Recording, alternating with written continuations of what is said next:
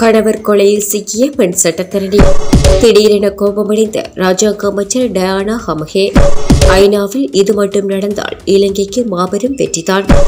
இலங்கை முன்னாள் ஜனாதிபதிக்கு நீதிமன்றம் விடுத்த அதிரடி உத்தரவு.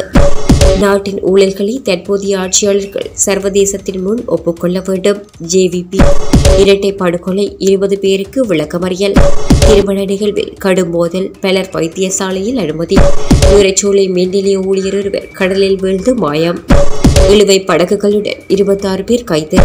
ஜனாதிபதி ரணிலின் அரசியல் தந்திரம் பொதுஜன பெரமுனவுக்கு பாதிப்பை ஏற்படுத்தும். நாளக ஹொனஹேவா கஞ்சாவை சட்டப்பூர்வமாக்க வேண்டும் என தாம் கூறிய கருத்தை சிலர் தெரிந்து கூறுவதாக ராஜாங்க அமைச்சர் டயானா ஹமகே குற்றம் சுமத்தியுள்ளார். இந்த பிரேரணைக்கு எதிராக குற்றச்சாட்டுகளை கோருபவர்கள் நல்ல மனப்பான்மை கொண்டவர்கள் என அவர் சுட்டிக்காட்டியுள்ளார். ஜனாதிபதி தலைமையில் இன்றைய தினம் இடம்பெற்ற ஆளும் கட்சி கலந்துரையாடலின் பின்னர் ஊடகங்களுக்கு கருத்து தெரிவிக்கும் போதே ராஜாங்க அமைச்சர் இந்த குற்றச்சாட்டை முன்வைத்துள்ளார்.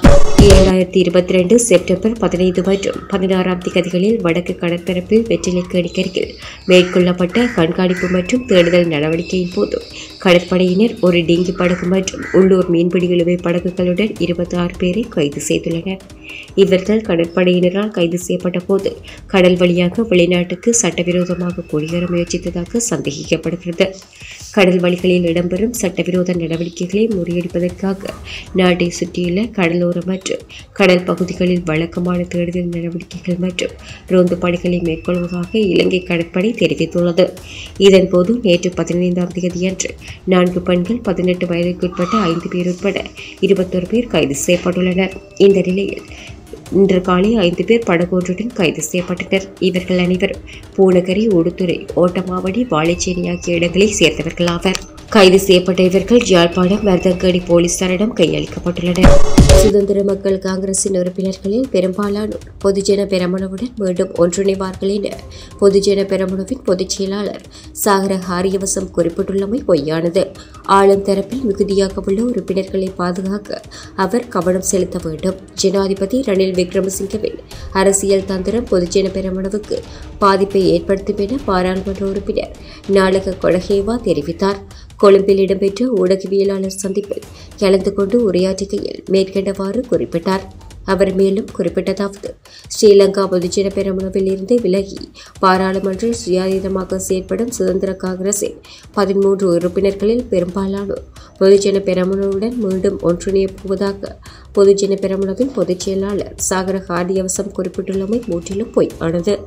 ஸ்ரீலங்கா பொதுஜன பெரமுன கட்சியின் கொள்கைக்கும் ஜாப்புக்கும் முரணாக செயற்பட்டதால் பாராளுமன்றில் சுயாதீனமாக செயற்படுகிறோம். பொதுஜன பெரமுனவின் பொதுச் செயலாளரின் தன்னிச்சையான செயற்பாடுகளும் வெறுக்கத்தக்க பேச்சுக்களும் ஸ்ரீலங்கா பொதுஜன பெரமுன தலைமையிலான அரசாங்கத்தை குறுகிய காலத்தில் பலவீனப்படுத்தியது. ஸ்ரீலங்கா பொதுஜன பெரமுனவின் பெரும்பாலான உறுப்பினர்கள் வெகு விரைவில் எம்முடன் ஒன்றிணைவார்கள். நாட்டு மக்கள் மத்தியில் பொதுஜன பெரமுனவுக்கு இன்றும் நன்மதிப்பு உள்ளதென ஒரு தரப்பினர் குறிப்பிடுவது வேடிக்கையாக உள்ளது. தமது அரசியல் தேவைகளுக்காக மக்களின் உண்மை அபிலாசைகளை விளங்கிக் கொள்ள மறுக்கின்றனர். ஜனாதிபதி ரணில் விக்ரமசிங்கவின் அரசியல் தந்திரம் பொதுஜன பெரமுனவுக்கு நிச்சயம் பாதிப்பை ஏற்படுத்தும். ஆகவே மிகுதியாக உள்ள உறுப்பினர்களை பாதுகாத்துக் கொள்ள சாகர ஹாரியவசம் அவதானம் செலுத்த வேண்டும். ஜனாதிபதிக்கும் பொதுஜன பெரமுனவிற்கும் இடையில் இணக்கப்பாடு கிடையாது என்றார். மன்னார் நொச்சிக்குளம் இரட்டை படுகொலை தொடர்பாக சரணடைந்த நிலையில் கைது செய்யப்பட்ட 20 சந்தேக நபர்களையும் எதிர்வரும் 30ஆம் தேதி வரை விளக்கமறியலில் வைக்க மன்னார் நீதவான் இன்று உத்தரவிட்டார். குறித்த 20 சந்தேக நபர்களும் இன்றைய தினம் மன்னார் நீதிமன்றத்தில் மன்னார் நீதவான் முன்னிலையில் ஆயர்படுத்திய போது குறித்த விளக்கமறியல் உத்தரவு பிறப்பிக்கப்பட்டது. மேலும் சம்பவ இடத்தில் பெற்றுக் கொள்ளப்பட்ட சான்று பொருட்களான இரத்த மாதிரி 2 கோடாரிகளை பகுப்பாய்வு திணைக்களத்திற்கு அனுப்ப போலீசாரினால் மன்றில் அனுமதி கோரிய போது மன்றினால் கட்டளை பிறப்பிக்கப்பட்டது. இதன்போது போலீஸ் அதிகாரி ஒருவரை நியமித்து குறித்த சான்று பொருட்களையும் பகுப்பாய்வு திணைக்களத்திற்கு அனுப்ப நீதவான் உத்தரவு பிறப்பித்தார். இந்த நிலையில் சந்தேக நபர்கள் 20 பேரையும் இம்மாதம் 30ஆம் தேதி வரை விளக்கமறியலில் வைக்க நீதவான் உத்தரவிட்டார். கடந்த ஜூன் மாதம் 10ஆம் தேதி மன்னார் நொச்சிக்குளத்தில் இடம்பெற்ற சம்பவத்தில் உயிலங்குளம் பகுதியைச் சேர்ந்த சகோதரர்கள் 2 கொலை செய்யப்பட்டிருந்தனர். இந்த சம்பவம் தொடர்பாக 20 பேர் கைது செய்யப்பட்டு விளக்கமறியலில் வைக்கப்பட்டுள்ளனர். இரட்டை கொலை சம்பவம் தொடர்பில் உயிலங்குளம் மற்றும் தலைமன்னார் போலீஸ் உத்தியோகத்தர்கள் மன்னார் குற்றத்தடுப்பு போலீசார் விசாரணைகளை முன்னெடுத்து வந்தமை குறிப்பிடத்தக்கது. ஐக்கிய நாடுகள் மனித உரிமைகள் பேரவையில் இலங்கை இந்தியாவின் ஆதரவை வெல்லும் பட்சத்தில் மேலும் 10 நாடுகள் இலங்கையின் பக்கம் சாயும் என அந்நாட்டின் மனித உரிமை ஆணைக்குழுவின் முன்னாள் ஆணையாளரும் அரசியல் ஆய்வாளருமான பேராசிரியர் பிரதீபா மகாநாமகேவா தெரிவித்துள்ளார். இது தொடர்பில் மேலும் அவர் தெரிவித்துள்ளதாவது: இலங்கை தொடர்பான பிரேரணை அக்டோபர் 7ஆம் தேதி வாக்கெடுப்புக்கு எடுத்துக் கொள்ளப்படும். 47 நாடுகள் வாக்கெடுப்பில் பங்கேற்கும். இதில் 23 அல்லது 24 நாடுகளின் ஆதரவை திரட்டினால் பிரேரணையை இலங்கையால் தோற்கடிக்கக்கூடியதாக இருக்கும்.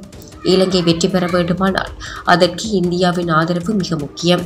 இலங்கைக்கு சார்பாக இந்தியா வாக்களித்தால் மேற்குலகம், ஆப்பிரிக்கா, கரீபியன் தீவுகளில் உள்ள சுமார் 10 நாடுகள் இலங்கைக்கு நேசக்கரம் நீட்டும். இந்தியா நடுநிலை வகித்தால் பிரேரணை நிறைவேறும். ஸ்ரீலங்கா உலக பொறிமுறை யோசனையை முன்வைக்க வேண்டும். 10 ஆண்டு கால மனித உரிமை திட்டத்தை நடைமுறைப்படுத்த வேண்டும் என்றார்.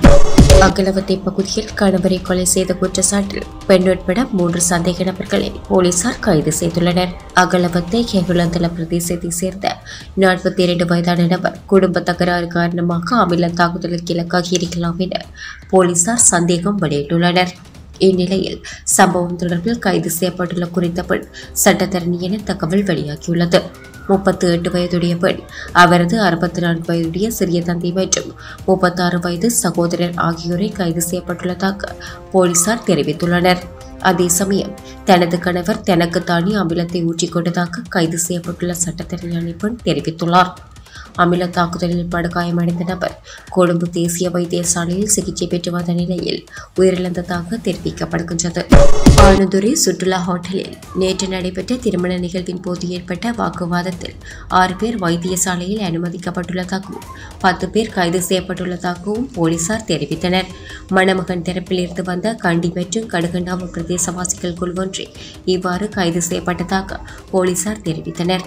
இதன்போது தாக்கப்பட்ட ஹோட்டல் பணியாளர்கள் 5 பேரும் மலர் அலங்காரம் செய்ய வந்த ஒருவரும் வைத்தியசாலையில் அனுமதிக்கப்பட்டுள்ளதாக போலீசார் தெரிவித்தனர். நீச்சல் குள சேவைக்கு முன்பதிவு செய்யப்படாத போதிலும் மது அருந்திவிட்டு சிலர் அங்கு இறங்கியதாக போலீசார் தெரிவிக்கின்றனர். சந்தேக நபர்களை கைது செய்ய பெரும் முயற்சி எடுக்கப்பட்டதாக கூறப்படுகிறது. சம்பவம் தொடர்பில் போலீசார் மேலதிக விசாரணைகளை முன்னெடுத்துள்ளனர். இலங்கையின் முன்னாள் ஜனாதிபதி மைத்ரிபால சிறிசேனவை எதிர்வரும் அக்டோபர் 14ஆம் தேதி நீதிமன்றில் ஆஜராகுமாறு கொழும்பு கோட்டை நீதவான் நீதிமன்றம் நேற்றைய தினம் அழைப்பாணை வெளியிட்டுள்ளது.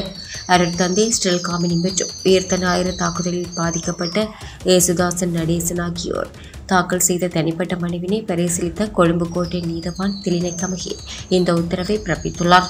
உயிர்த்த ஞாயிறு அன்று மேற்கொள்ளப்பட்ட பயங்கரவாத தாக்குதலை தடுக்க தவறியமை மற்றும் கவனக்குறைவு தொடர்பான தனிப்பட்ட மனுவில் முன்னாள் ஜனாதிபதி மைத்ரிபால சிறிசேன சந்தேக நபராக பெயரிடப்பட்டுள்ளார்.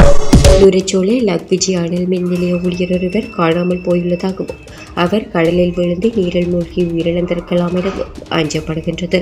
இந்த சம்பவம் நேற்று பிற்பகல் இடம்பெற்றதாக தெரிவிக்கப்படுகின்றது. ஹர்ச ஹேமந்த் பிரியசாத் என்ற இந்த ஊழியர் மின்சார நிலையத்தில் பணிபுரியும் கனிஷ்ட தொழில்நுட்ப உதவியாளர் ஆவார். அவர் மின் உற்பத்தி நிலையத்தின் தளத்திலிருந்து கடலில் விழுந்து நீரில் மூழ்கியதாக நம்பப்படுகிறது. இந்த நிலையில் அவரை தேடும் நடவடிக்கைகள் தொடர்கின்றன. நாட்டின் ஊழல்களில் தற்போதைய ஆட்சியாளர்கள் சர்வதேச சமூகத்தின் முன் உத்தியோகபூர்வமாக ஒப்புக்கொள்ள வேண்டும் என மக்கள் விடுதலை முன்னணியின் அரசியல் குழு உறுப்பினர் சுனில் ஹந்துன்னேதி தெரிவித்துள்ளார். மீகொட பிரதேசத்தில் இடம்பெற்ற மக்கள் சந்திப்பில் கலந்து கொண்டு கருத்து தெரிவிக்கும் போது அவர் இதனை குறிப்பிட்டுள்ளார்.